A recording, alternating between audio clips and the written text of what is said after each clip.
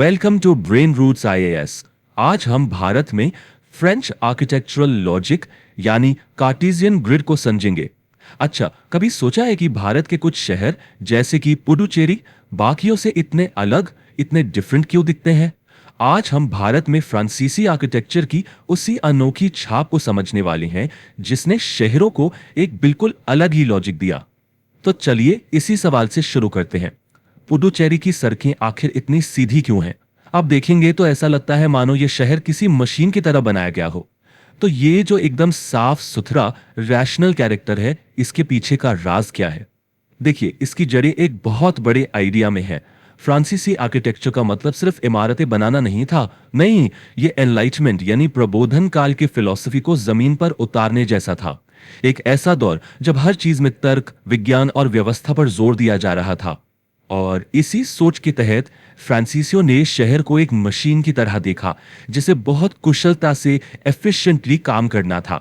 इसलिए उनका पूरा ध्यान गलियों, बगीचों और इमारतों के बीच एक लॉजिकल रिश्ता बनाने पर था।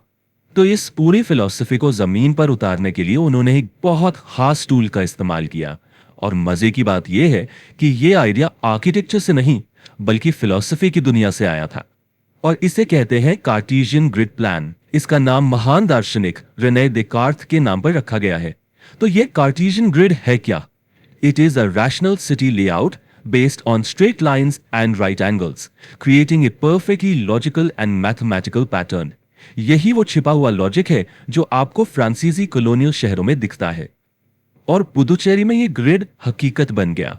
शहर को साफ साफ विल ब्लाश यानी व्हाइट टाउन जहां फ्रांसीसी रहते थे और ब्लैक टाउन जहां लोकल आबादी रहती थी बांटा गया। सड़कें एकदम परफेक्ट राइट एंगल्स पर काटी गई। समंदर किनारे चौड़े रास्ते बने जिन्हें हम प्रोमेनाड कहते हैं और एक जैसे यूनिफॉर्म और ऑर्डरली सिटी ब्लॉक्स बनाए गए।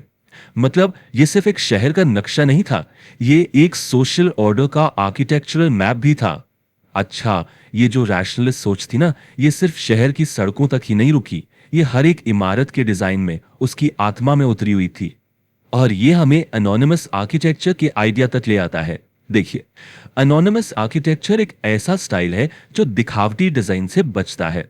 इसके बजाय इसका फोकस सिंपल फंक्शनल बिल्डिंग्स पर होता है जो एक दूसरे के साथ मिलकर एक सामंजस्य, एक हार्मनी बनाती हैं। आप इसे मॉडर्न मिनिमलिज्म का पूर्वज भी कह सकते हैं, जहां सुंदरता भारी भरकम सजावट में नहीं बल्कि सही अनुपात और लय में ढूंढी जाती थी। और यह फर्क यहां बिल्कुल साफ दिखता है। एक तरफ मुगल आर्किटेक्चर था जिसमें बारीक नक्काशी होती थी, या फिर पोर्चुगीज बरोक स्टाइल था which is a highly decorative and theatrical style जिसमें बहुत नाटकीय मूर्तियां थी। वहीं दूसरी तरफ फ्रांसीसी स्टाइल ने जानबूझकर सादगी और लॉजिक को चुना।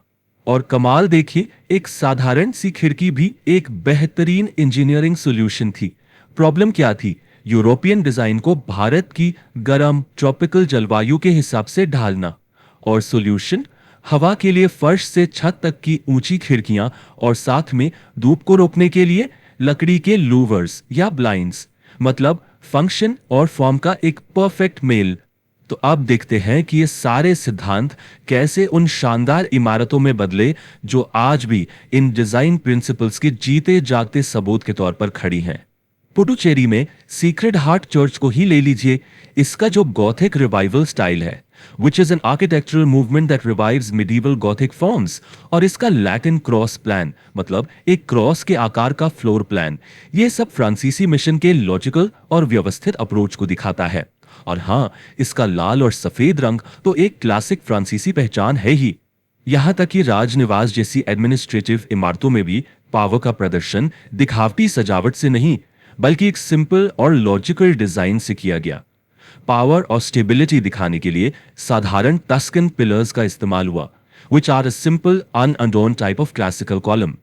अब फ्रांसीसी अप्रोच को सही मायने में समझने के लिए यह बहुत जरूरी है कि इसकी तुलना भारत में एक और यूरोपियन पावर यानी पुर्तगालियों से की जाए। ये टेबल मुख्य अंतर को एकदम साफ कर देती है। एक तरफ थे फ्रांसीसी जिनका पूरा ध्यान रैशनल सिटी प्लानिंग यानी कार्टेशियन ग्रिड और मिनिमलिस्ट डिजाइन पर था, और दूसरी तरफ थे पुर्तगाली जिनका फोकस मजबूत किलों और भव्य सजावटी बैरोक स्टाइल के चर्चों पर था।